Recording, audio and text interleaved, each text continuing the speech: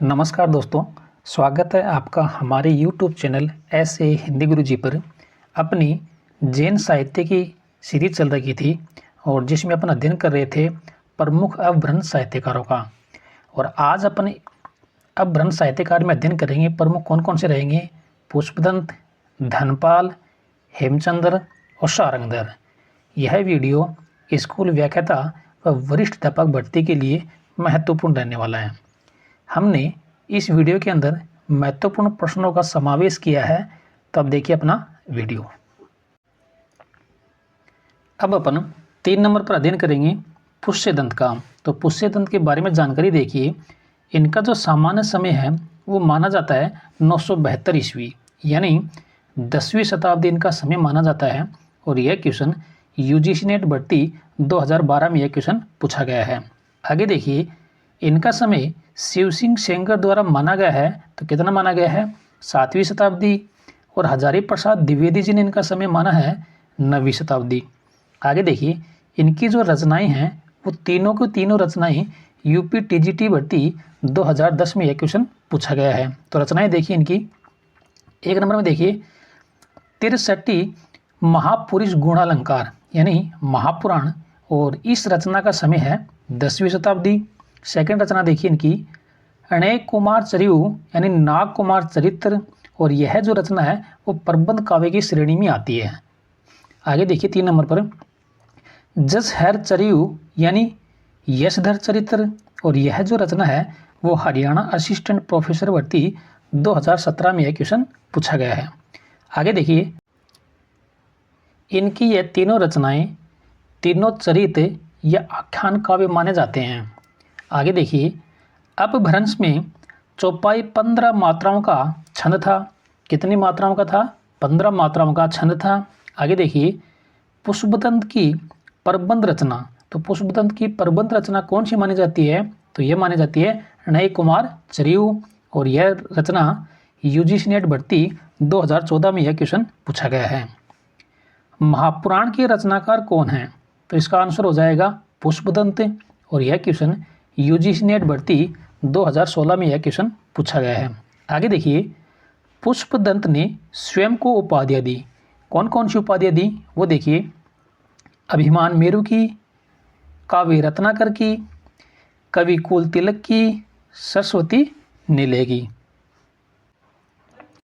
अब देखिए आगे, अब अपन पढ़ेंगे पुष्पदंत को कहा जाता है, यानी पुष्पदंत को क्या क्या कहा जाता है वो देखिए। 1 नंबर में देखिए, अपभ्रंश का मार्ग कहा जाता है, और यह किसने कहा? डॉक्टर भोलाशंकर व्यास ने। सेकंड नंबर में देखिए, अपभ्रंश का भवभूति कहा जाता है, और यह किसने कहा? शिव सिंह सेंगर द्वारा कहा गया। 3 नंबर में देखिए, बाखा की जड़ कहा जाता है, और यह किसने कहा? शिव सिंह सेंगर ने कहा। 4 नंबर में देखिए, अपभ्रंश का व्यास या वेद व्यास कहलाते हैं। आगे देखिए, अपभ्रंश का भवभूति किसे कहा जाता है? तो इसका आंसर हो जाएगा पुष्पदंत को, और यह क्वेश्चन यूपी पीजीटी भर्ती 2010 में यह क्वेश्चन पूछा गया है।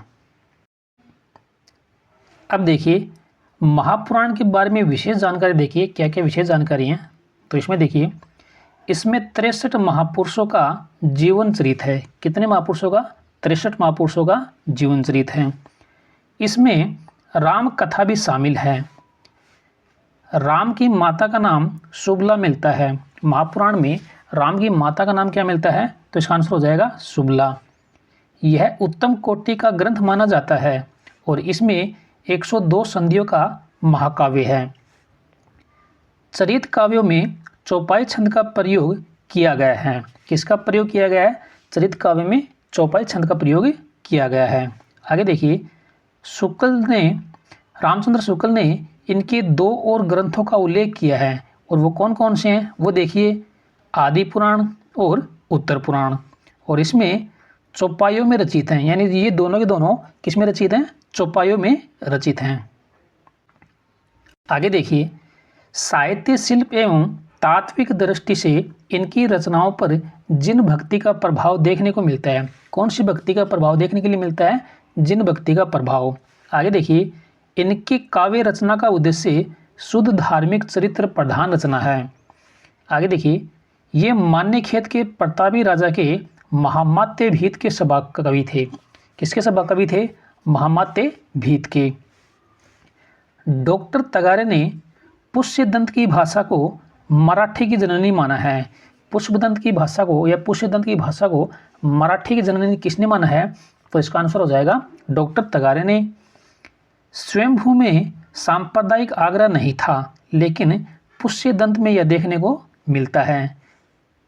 इनकी प्रसिद्ध पंक्ति देखिए, जीही दिसी तिमरई मिली आई, तीही दिसी जाई मिली आई। ये इनकी प्रसिद्ध पंक्ति है। अब अपन अध्ययन करेंगे 4 नंबर पर धनपाल का। तो इनकी रचना देखिए, भविष्यत कहा या भविष्यत कथा इनकी रचना है और इस रचना का समय है 10वीं शताब्दी और इस रचना का संपादन किसने किया? तो किया था डॉक्टर याकोबी द्वारा।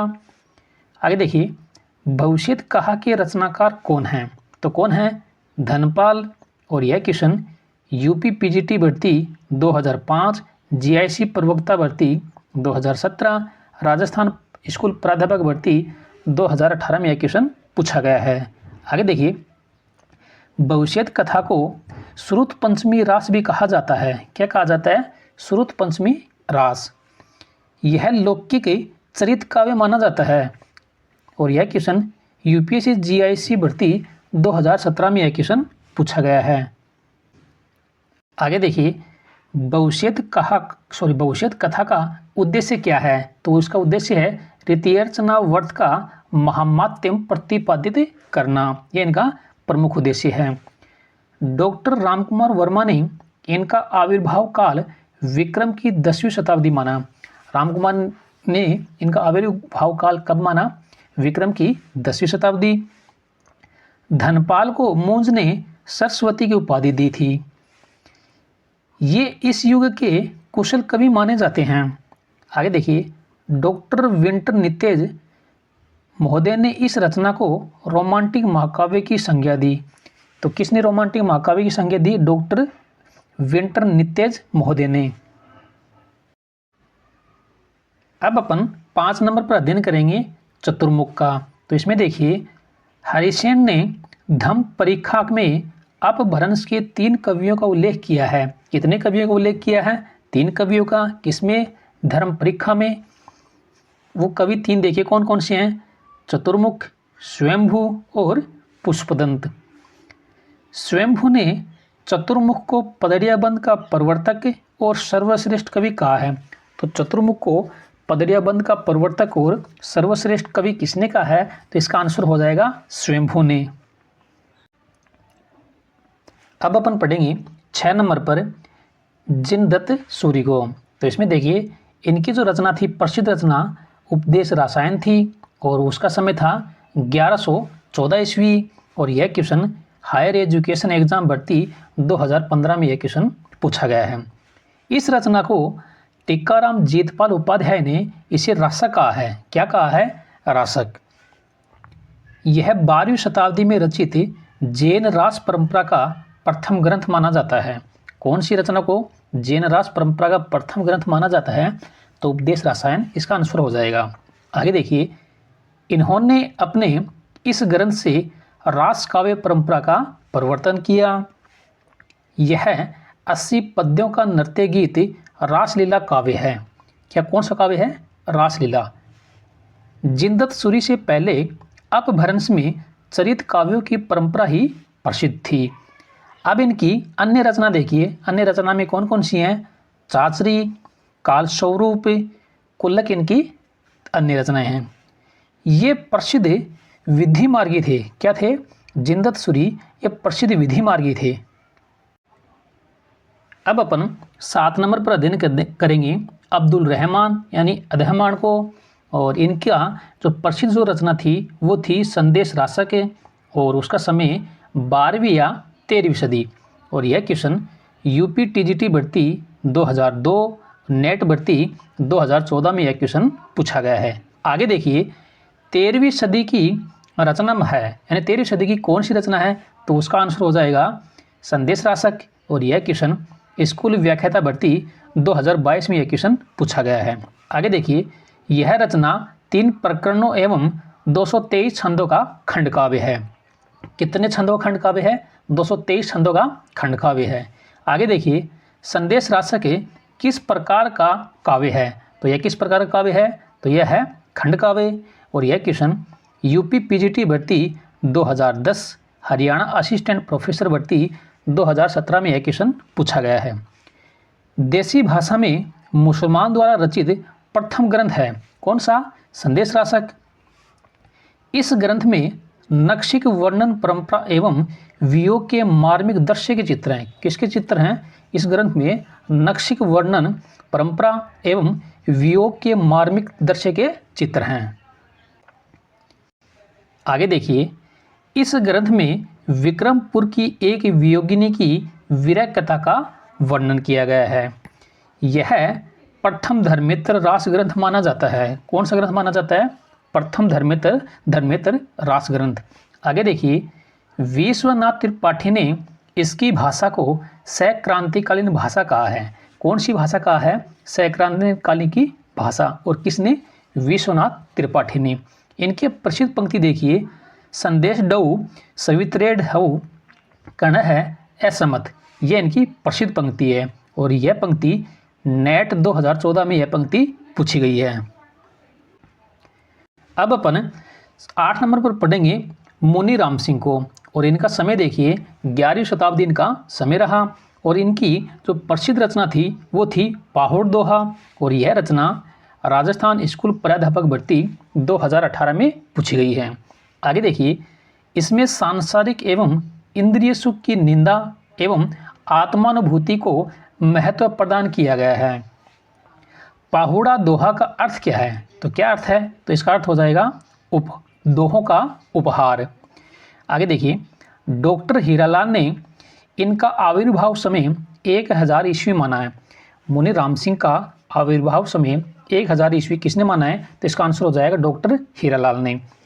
यह अपभ्रंश के सर्वश्रेष्ठ रहस्यवादी कवि माने जाते हैं। कौन?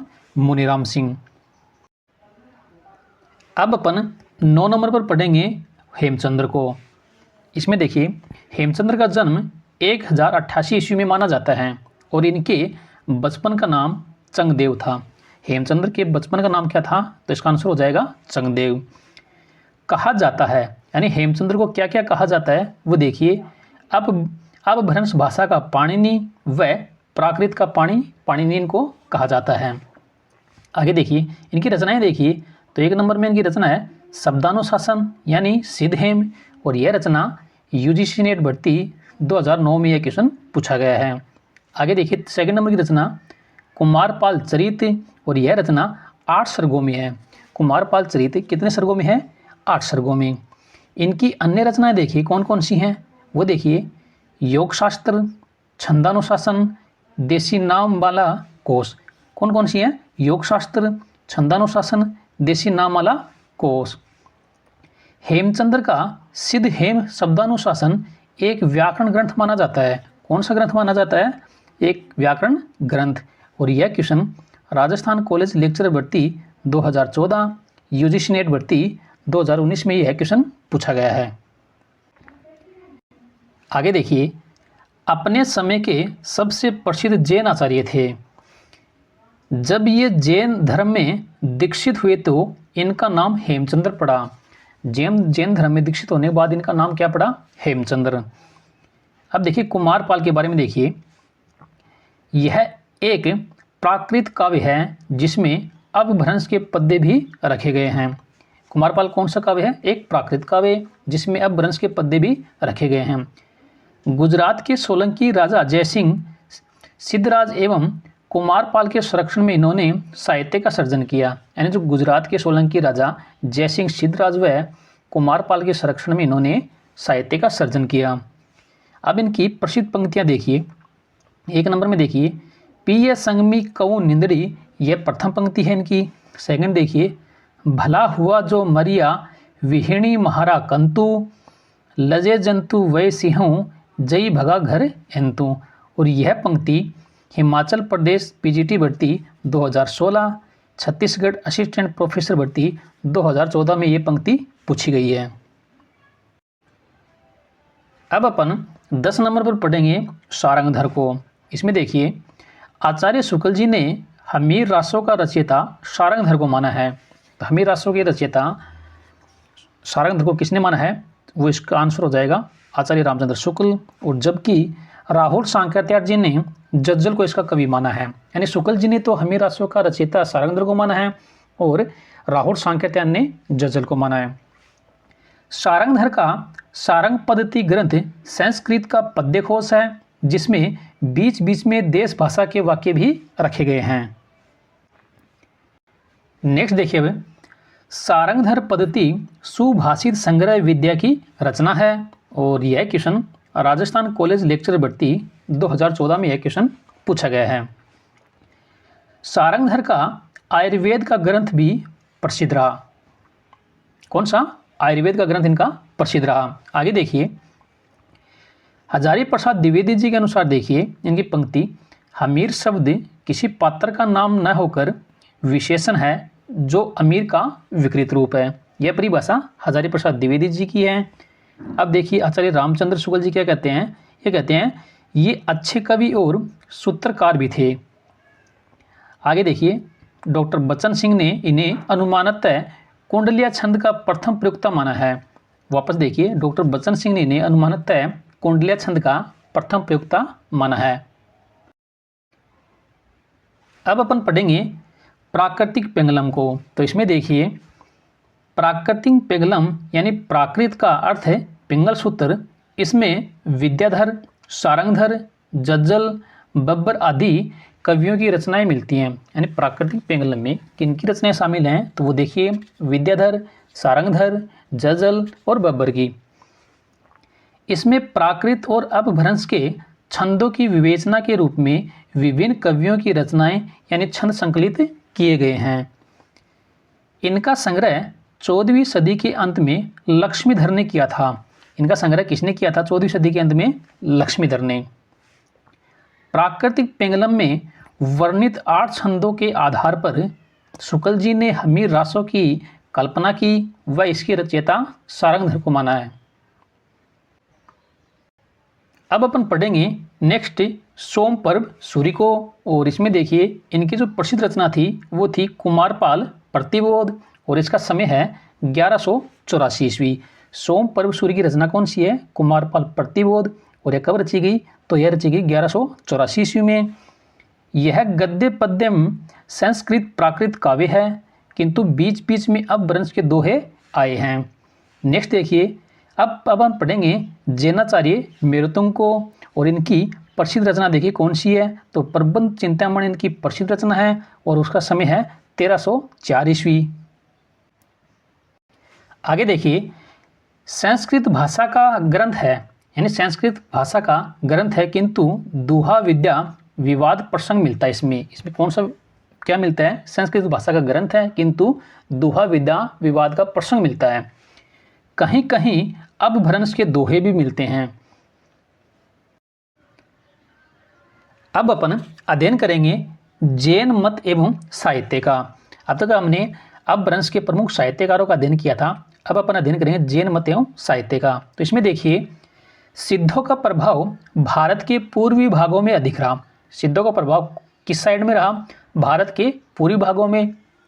तो नाथों का पश्चिमी भाग में रहा और पश्चिमी भाग में राजपूताना पंजाब में रहा। आगे देखिए जैनों ने अपना अधिकांश काव्य राजस्थान, गुजरात और दक्षिण में लिखा। कहाँ पर लिखा जैनों ने अपना अधिकांश काव्य? राजस्थान में, गुजरात में और दक्षिणी भाग में। व्याकरण, श्रृंगार, नीति, अन्योक्ति संबंधी फुटकर पद्य रचनाएं भी इस साहित्य में प्राप्त होती हैं। इस साहित्य का प्रमुख उपजीव्य ग्रंथ जैन पुराण को माना जाता है। जैन मत साहित्य का प्रमुख उपजीव्य ग्रंथ किसे माना जाता है? तो इसका आंसर हो जाएगा जैन पुराण को।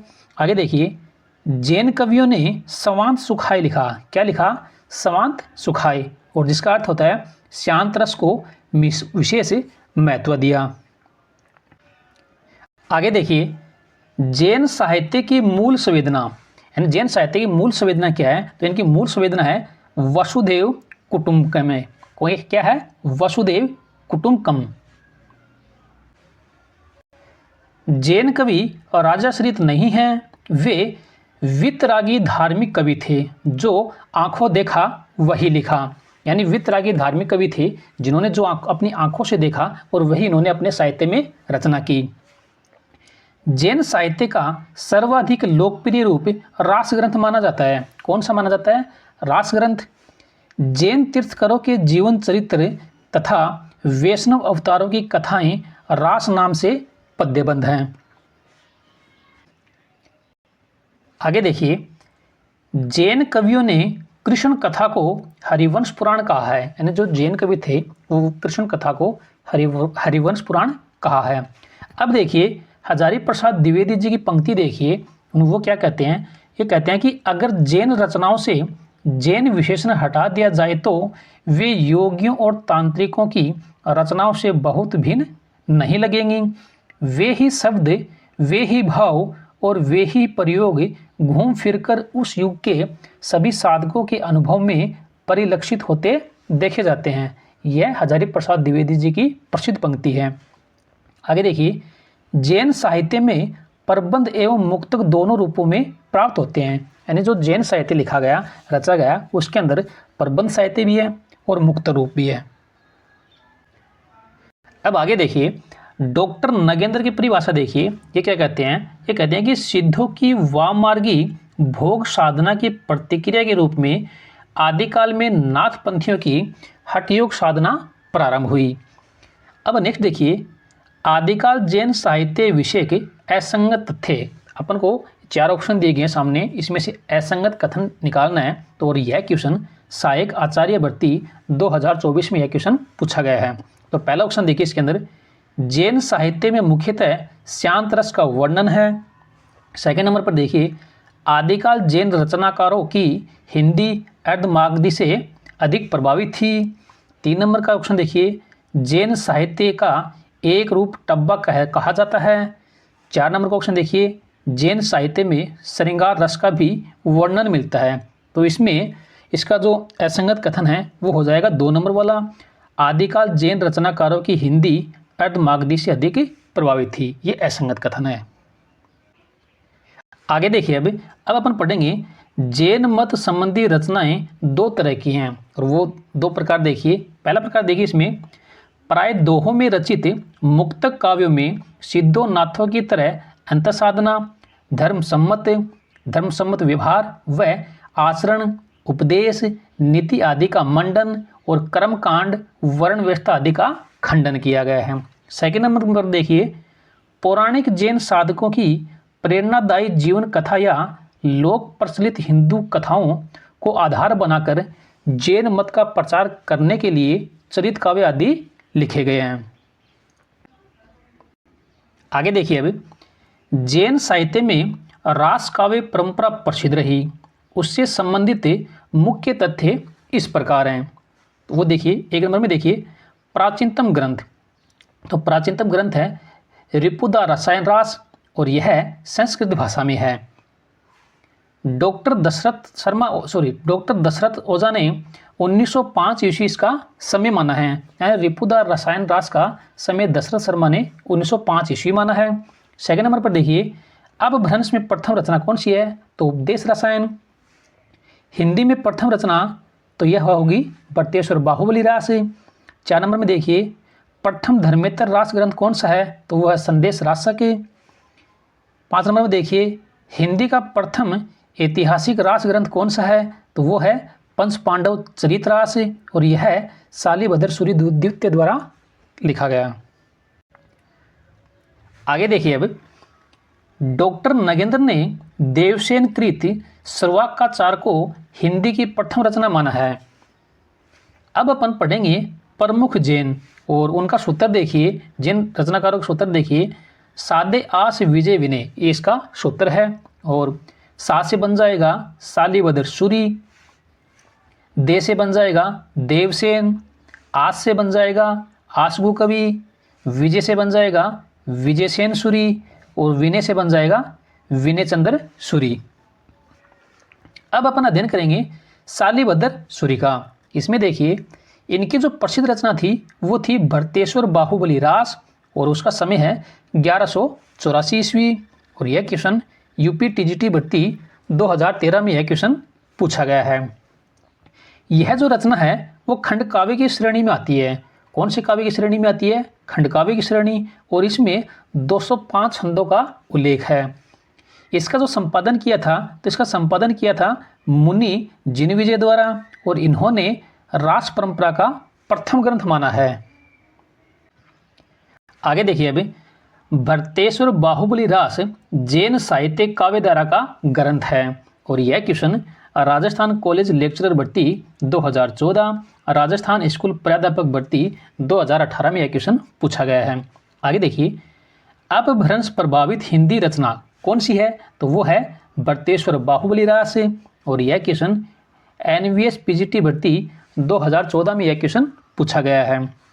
आगे देखिए डॉक्टर गणपति चंद्र गुप्त हिंदी का प्रथम रास ग्रंथ माना है। किसको?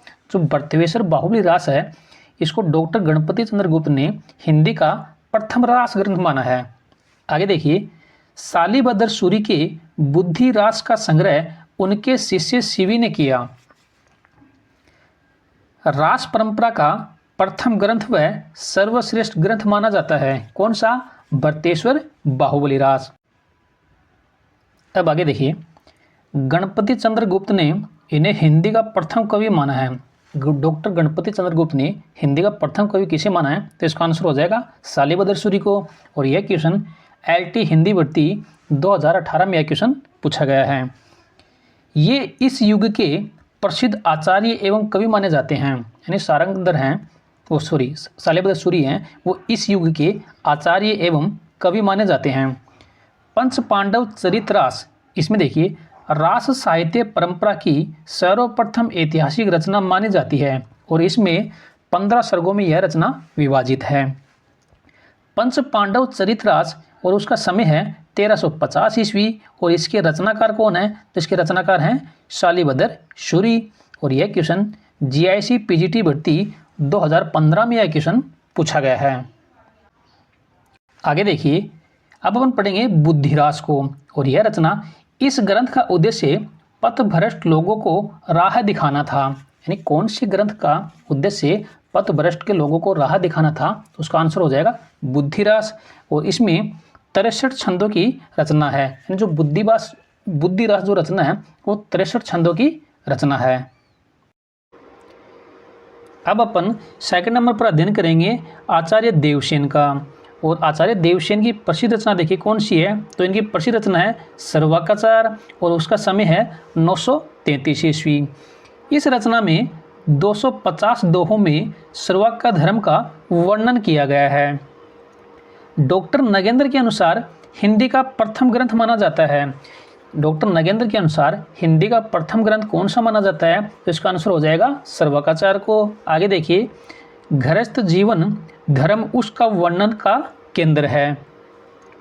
ये दिगंबर संप्रदाय से संबंधित थे। यानी आचार्य देवसेन है ये कौन से संप्रदाय से संबंधित थे? दिगंबर से। इनकी अन्य रचना देखिए कौन कौन सी इनकी अन्य रचनाएं? तो देखिए आराधनासार, तत्वसार, भाव संग्रह, स्वामेधम दोहा, दर्शनसार या दर्शनसाल। इनका नयन चक्र यानी लघु नयन चक्र भी इनका प्रसिद्ध ग्रंथ है। आगे देखिए अपभ्रंश में देवसेन यानी माइल धवल ने दब सहाव पयास काव्य लिखा। यानी अपभ्रंश में देव ने जिनका अन्य नाम है माइल धवल इन्होंने दब सहाव पयास नामक काव्य लिखा। और यह क्वेश्चन हरियाणा असिस्टेंट प्रोफेसर भर्ती 2017 में यह क्वेश्चन पूछा गया है।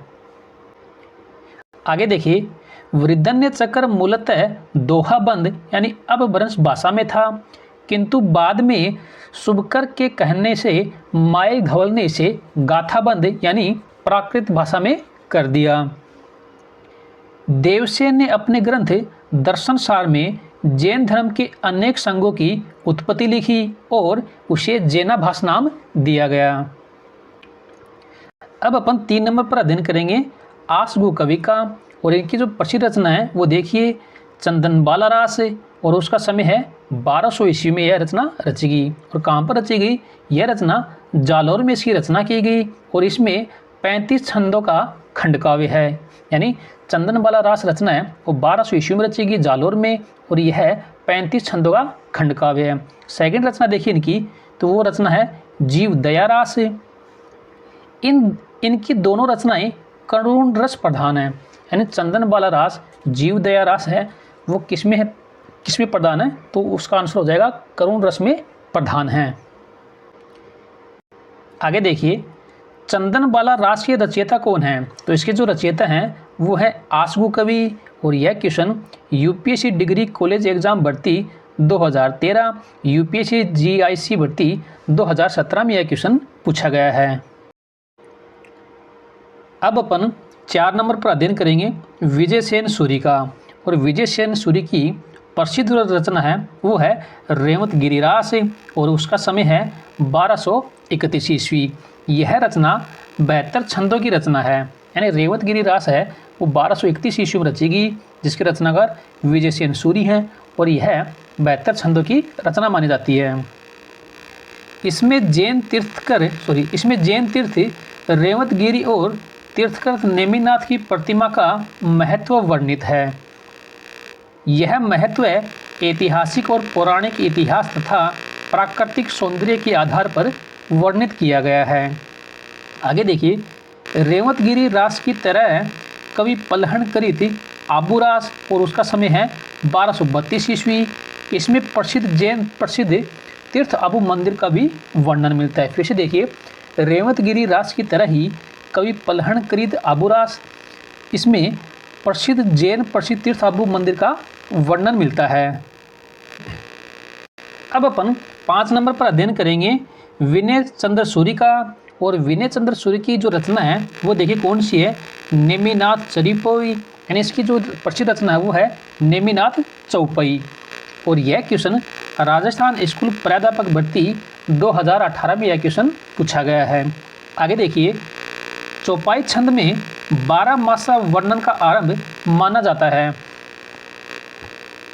हिंदी में प्रचलित 12 मासा का सबसे पहले नेमिनाथ चौपई में मिलता है। कौन सी रचना में मिलता है, नेमिनाथ चौपई में, और यह question UPSC degree college exam भर्ती 2013 में यह क्वेश्चन पूछा गया है।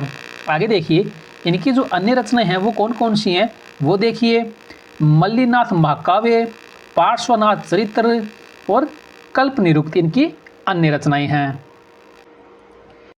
अब अपन पढ़ेंगे अन्य जैन साहित्य के प्रसिद्ध ग्रंथ, देखिए कौन कौन से रहे। तो 1 नंबर में देखिए मुनि राम सिंह का ग्रंथ, देखिए कौन सा है, पाहुड़ दोहा, इनका प्रसिद्ध ग्रंथ है, और यह रचना राजस्थान स्कूल प्राध्यापक भर्ती 2018 में यह क्वेश्चन पूछा गया है। 2 नंबर पर देखिए श्रीचंद मुनि, और इनका जो प्रसिद्ध ग्रंथ है वो है पुराण सार। 3 नंबर में देखिए कनकामर मुनि का प्रसिद्ध ग्रंथ कौन सा है, करकंडू चरियु है। अब 4 नंबर पर देखिए नयनदी मुनि की प्रसिद्ध रचना कौन सी है, सुदर्शन चरियु है, यानी सुदर्शन चरित्र इनकी रचना है। 5 नंबर में देखिए श्री जिन वल्लभ सूरी की प्रसिद्ध रचना कौन सी है, तो इनकी प्रसिद्ध रचना है संग पटक है, और ये विधि मार्गी जैन कवि माने जाते हैं। कौन, जिन वल्लभ सूरी। आगे देखिए 6 नंबर पर हरिभद्र सूरी, और इनकी प्रसिद्ध रचना देखिए कौन कौन सी हैं, जस हर चरियु है, धूर्ताख्यान, ललित विस्तारा, संबोध प्रकरण इनकी रचनाएं हैं। नेक्स्ट देखिए नेमिनाथ चरियु के रचनाकार कौन हैं, तो इसके रचनाकार हैं हरिभद्र सूरी, और यह क्वेश्चन राजस्थान स्कूल प्राध्यापक भर्ती 2018 में यह क्वेश्चन पूछा गया है।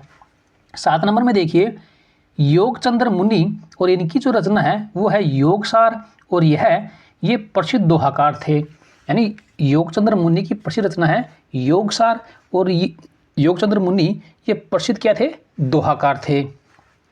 8 नंबर में देखिए श्री जिनदत्त सूरी की रचना देखिए कौन कौन सी हैं, तो इनकी रचनाएं हैं चाचरी, काल स्वरूप, कुल्लक, उएस रसायन, यानी उपदेश रसायन।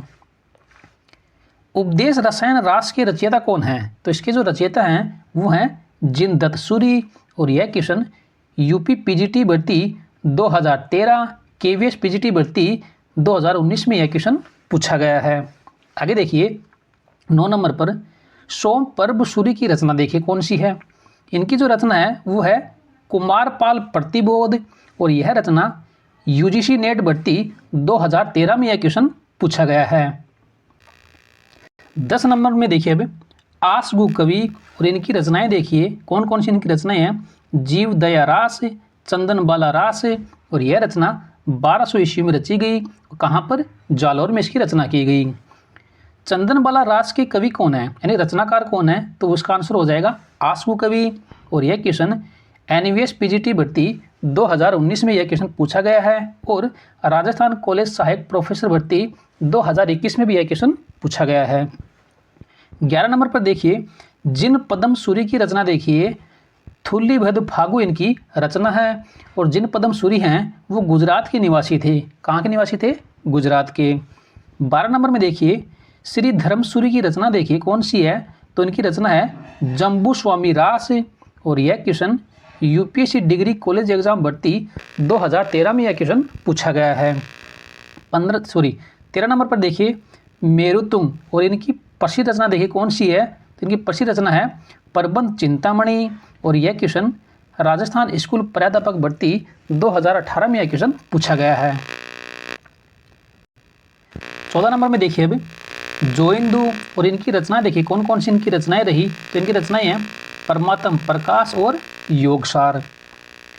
आदिकाल में दोहा छंद की विधिवत शुरुआत करने वाले कवि जोइंदू माने जाते हैं। यानी आदिकाल में दोहा छंद की विधिवत रूप से शुरुआत किसने की थी, तो उसका आंसर हो जाएगा कवि जोइंदू ने। 15 नंबर में देखिए अमदेव सूरी की इनकी रचना देखिए कौन सी है, तो इनकी रचना है संगपति समरा रासा। 16 नंबर में देखिए राजशेखर सूरी की रचनाएं देखिए कौन सी हैं, तो इनकी जो रचनाएं हैं वो हैं नेमिनाथ फागु और बसंत विलास फागु। 17 नंबर में देखिए विजयभद्र और इनकी जो रचना है वो है गौतम रासा। 18 नंबर में देखिए विदणु और इनकी जो रचना है वो है ज्ञान पंचमी चौपाई। 19 नंबर में देखिए 19 नंबर में दयासागर सूरी और इनकी जो रचना है वो है धर्मदत्त चरित्र। अब 20 नंबर में देखिए विजयसेन सूरी की रचना देखिए कौन सी है, तो इनकी रचना है रेवत गिरी रास और यह क्वेश्चन एनवीएस पीजीटी भर्ती 2019 में यह क्वेश्चन पूछा गया है। 21 नंबर में देखिए ईश्वर सूरी की रचना देखिए कौन सी है, तो इनकी रचना है ललितांग चरित्र। 22 नंबर पर देखिए जिन धर्म सूरी और इनकी जो रचना है वो है स्थूलीभद्र रास और यह क्वेश्चन एनवीएस पीजीटी भर्ती 2019 में यह क्वेश्चन पूछा गया है। 23 नंबर पर देखिए शालीभद्र सूरी की प्रसिद्ध रचना है बुद्धिरास और पलहन की प्रसिद्ध रचना है आबूरास। 25 नंबर में देखिए प्रज्ञा तिलक और इनकी जो प्रसिद्ध रचना है वो है कछुली रास। 26 नंबर पर देखिए दलहन और इनकी जो प्रसिद्ध रचना है वो है गैसु कुमाल रास। 27 नंबर में देखिए सार मूर्ति और इनकी जो प्रसिद्ध रचना है वो है जिन पदम सूरी पट्टाभिषेक। 28 नंबर में देखिए सुमति गुणी और इनकी जो प्रसिद्ध रचना है वो है नेमिनाथ रास। अब अपन पढ़ेंगे क्वेश्चन जो आए हुए हैं वो देखिए इनमें से कौन सा विवरण सही नहीं है। अपन को असंगत विवरण निकालना है इसमें और यह क्वेश्चन राजस्थान कॉलेज सहायक प्रोफेसर भर्ती 2021 में यह क्वेश्चन पूछा गया है। तो पहला ऑप्शन देखिए इसमें सिद्धों की वाम मार्गी भोग साधना की प्रतिक्रिया में नाथपंथियों की हठ योग साधना प्रारंभ हुई। सेकंड ऑप्शन देखिए जैन साहित्य आचार रास फागु और चरित शैलियों में रचा गया। थर्ड ऑप्शन देखिए हिंदी प्रदेश के पूर्वी भाग में जैन साधुओं ने हिंदी कवियों के माध्यम से जैन मत का प्रचार किया। फोर्थ ऑप्शन देखिए सिद्ध साहित्य बौद्ध धर्म की वज्रयान उपशाखा से विकसित हुआ है। तो इसमें जो असंगत कथन है वो है 3 नंबर वाला कि हिंदी प्रदेश के पूर्वी भाग में जैन साधुओं ने हिंदी कवियों के माध्यम से जैन मत का प्रचार किया। और यह असंगत कथन क्यों है उसका कारण देखिए क्योंकि जैन साधुओं द्वारा जैन मत का प्रचार मध्य प्रदेश के पश्चिमी भाग में किया गया था। कौन से भाग में? पश्चिम में। और तीसरे ऑप्शन में दे रखा है पूर्वी भाग में, इस कारण यह असंगत है। नेक्स्ट क्वेश्चन देखिए जैन साहित्य के संदर्भ में असंगत विवरण है। और यह क्वेश्चन सहायक आचार्य भर्ती 2024 में यह क्वेश्चन पूछा गया है। तो पहला क्वेश्चन देखिए, वैष्णव अवतारों की कथाएं भी जैन आदर्शों के आवरण में पद्यबद्ध की गई। सेकंड ऑप्शन देखिए, हिंदी के पश्चिम क्षेत्र में जैन साधुओं ने अपने मत का प्रचार प्रमुखतः हिंदी कविता के माध्यम से किया।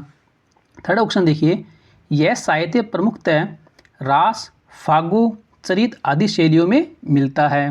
फोर्थ ऑप्शन देखिए, जैन मंदिरों में सर्वाकर लोग रात्रि के समय ताल देकर रासों का गायन करते थे। तो इसमें असंगत कथन है 4 नंबर वाला कि जैन मंदिरों में सर्वाकर लोग रात्रि के समय ताल देकर रासों का गायन करते थे। अब अपन अध्ययन करेंगे अभयदेव सूरी का। तो इसमें देखिए, अभयदेव सूरी श्वेतांबर संप्रदाय के आचार्य माने जाते हैं। नेक्स्ट देखिए, व्याख्या व टीका करने में कुशल होने के कारण इन्हें नवांग वर्तिकार कहा गया। यानी किस साहित्यकार को व्याख्या व टीकाकार करने में कुशल होने के कारण नवांग वर्तिकार कहा गया। तो इसका आंसर हो जाएगा अभयदेव सूरी। आगे देखिए, भगवान पार्श्वनाथ की प्रतिमा के सामने खड़े होकर जय तिहुण की इन्होंने रचना की। अब अपन अध्ययन करेंगे फागु काव्य का। इसमें देखिए, फागु काव्य में जैन कवियों ने फागु काव्य भी लिखे। कौन से काव्य लिखे? फागु काव्य। फागु बसंत ऋतु व होली आदि के अवसर पर गाए जाने वाला एक मादक गीत होता है। यानी फागु काव्य कब गाया जाता है? बसंत ऋतु या होली के अवसर पर गाया जाता है। सर्वाधिक प्राचीन फागु ग्रंथ जिनचंद्र सूरी कृत जिनचंद्र सूरी फागु है और उसका रचना काल है 1284 ईस्वी और इसमें 25 छंद हैं। कितने छंद हैं? 25। स्थूलीभद्र फागु को इस काव्य परंपरा का सर्वाधिक सुंदर ग्रंथ माना जाता है। कौन से ग्रंथ को माना जाता है? स्तुरबली फागु को इस काव्य परंपरा का सर्वाधिक सुंदर ग्रंथ माना जाता है। आगे देखिए, धर्मेंद्र फागु। तो धर्मेंद्र फागु है बसंत विलास फागु। राजशेखर सूरी द्वारा देखिए वीर देसावरी फागु और श्री नेमिनाथ फागु इन्होंने रचना की थी। इसी के साथ अपना आज का ये सेशन यही कंप्लीट होता है और जैन साहित्य और अपभ्रंश साहित्य की जितने भी साहित्यकार जो रचना थी वो अपनी कंप्लीट हो गई हैं। नेक्स्ट वीडियो में अपन अध्ययन करेंगे नाथ संप्रदाय का। तब तक के लिए नेक्स्ट वीडियो को वेट कीजिए और हमारे चैनल पर आएँ और ज़्यादा से ज़्यादा जुड़ें और हमारे चैनल को सब्सक्राइब करें, लाइक कीजिए और कमेंट के माध्यम से बताएं वीडियो आपको कैसा लगा और ज़्यादा से ज़्यादा इस वीडियो को शेयर कीजिए और नेक्स्ट वीडियो का वेट कीजिए। तब तक के लिए नमस्कार।